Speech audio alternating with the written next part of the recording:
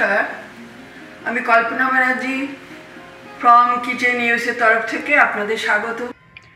আমি আজকে রান্না করব আমেরিকায় পাওয়া যায় এমন এক মাছ, ফ্লাউন্ডার। এই মাছটি আমি রান্না করব। আমি ভালো করে বরফ ছাড়িয়ে ধুয়ে রেখেছি। এখন আমি হলুদ, নুন, একটু শুকনো লঙ্কা এই দিয়ে মেখে রাখবো, তারপরে ভাজবো। আর আমার যেটা লাগবে সেটা হচ্ছে বেশি করে কারি পাতা, একটু ধনের গুঁড়ো, ফোড়নে দেব সর্ষে, কালো সর্ষে আর 4টে শুকনো লঙ্কা, আর একটু ঝাল ঝাল হয়। আর হচ্ছে দেব ওই শুকনো লঙ্কার গুঁড়ো, দই একটু বেশ খানিকটা দেব, আর নুন মিষ্টি যেমন লাগে।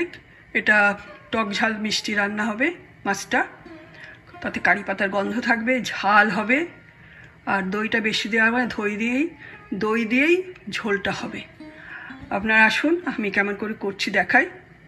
মাছটা আমি নুন, হলুদ এবং শুকনো লঙ্কার গুঁড়ো দিয়ে মেখে রেখেছি 20 মিনিট। আর এতে যে হলুদ দিলাম, ঝোলে আমি আর হলুদ দেব না। আর আমি রান্না করব আমাদের এখানে যে কুকিং অয়েল পাওয়া যায়, সেই কুকিং অয়েল দিয়ে রান্না করব। ফ্রাই প্যানটা বসিয়ে দিয়েছি, গরম হয়ে গেছে। এখন আমি আগে নুন দেব, তারপরে তেল দেব। আমি নুন দিয়ে দিলাম, এবার আমি তেল দেব। তেল দিচ্ছি 4 টেবিল স্পুন কুকিং অয়েল দিলাম। ফ্রাই প্যানটা অনেকক্ষণ ধরেই বসিয়ে রেখেছি, গরম হয়েছে। এবার আমি মাছটা ভাজতে দেব।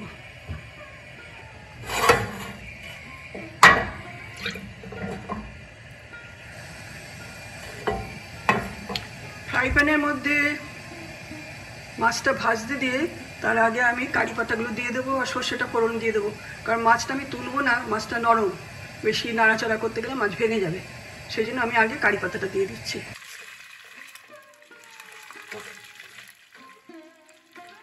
সর্ষে, কারি পাতা, শুকনো লঙ্কা আমি দিয়ে দিলাম। এটা ভাজা হবে এখন। শুকনো লঙ্কাটা একটু কালো হোক আর সর্ষেটা একটু ভাজা হোক, তারপরে আমি মাছটা দেব। মাছটা কিন্তু ভেজে আমি আর তুলবো না, এত গরম মাছ ভেঙে গুঁড়ো গুঁড়ো হয়ে যাবে। হয়ে গেল, এখন আমি মাছটা দিয়ে দিচ্ছি।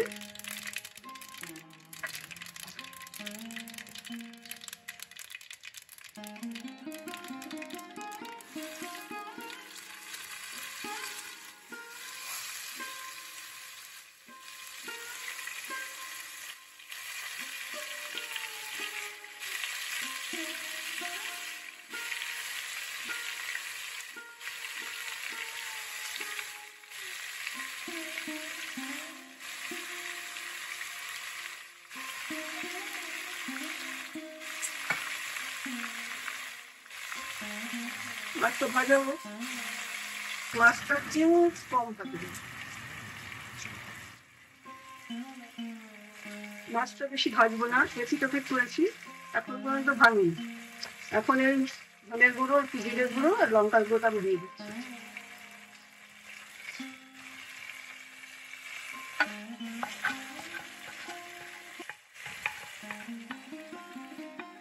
দিয়ে দিলাম, একটু জল দিয়ে দেবো।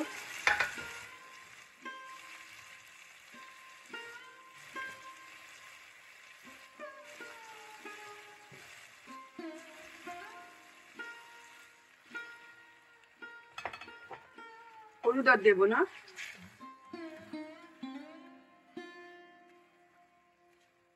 মশলাটা একটু ভাজা ভাজা হোক।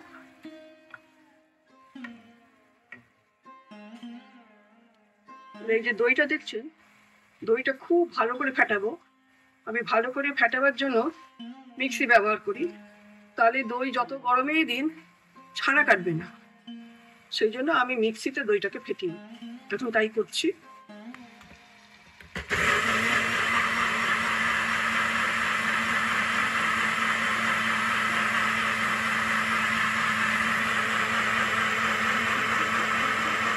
মশলাটা ভাজা হয়ে গেছে, আজকে খুব একটা ভাঙেনি, সুন্দর গন্ধ বেরিয়েছে কারি পাতা, সর্ষে, লঙ্কা।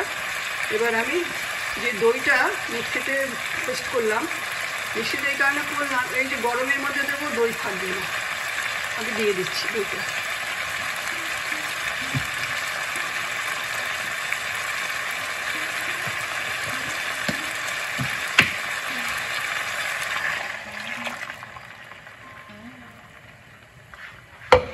দইটা দিয়ে দিলাম। এবার আমি মিষ্টি আর একটু দেব, আর সল্ট দেব। কাঁচা লঙ্কা দিলাম না, শুকনো লঙ্কা দিয়ে রান্না করেছি, একটু ঝাল হবে। হ্যাঁ, এবার আমি নুন মিষ্টিটা দিয়ে দিচ্ছি। সল্ট 1 টিস্পুন দিলাম, আর একটু দিতে হবে। সুগার দিলাম, সেই সময় ভিডিওটা অন ছিল না, তাই আমার কথাটা রেকর্ড হয়নি। আমি 2 টিস্পুন আমি সুগার দিয়েছি। আমার রান্না হয়ে গেছে, ফুটলেই নামিয়ে দেবো। 1/2 টিস্পুন, মানে টিস্পুনের থেকে একটু বড়, টেবিল স্পুন 1/2 ঘি দিলাম। আমার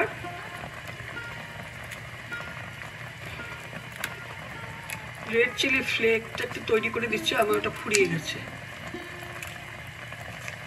আমার হয়ে গেছে টক ঝাল, মিষ্টিটা কম, টক ঝাল, ঝালটা একটু বেশিই থাকবে। কাঁচা লঙ্কা দিইনি, সবই শুকনো লঙ্কার ঝাল। আমেরিকান ফিশ টক ঝাল, মিষ্টি একটু থাকবে, কিন্তু মিষ্টি প্রাধান্য পাবে না, সল্ট এবং টকটাই প্রাধান্য পাবে, আর ঝাল থাকবে। আপনারা করে খাবেন, আপনার নিশ্চয়ই ভালো লাগবে। অনেক দিন বাদে হৈমন্তীকে পেয়েছি।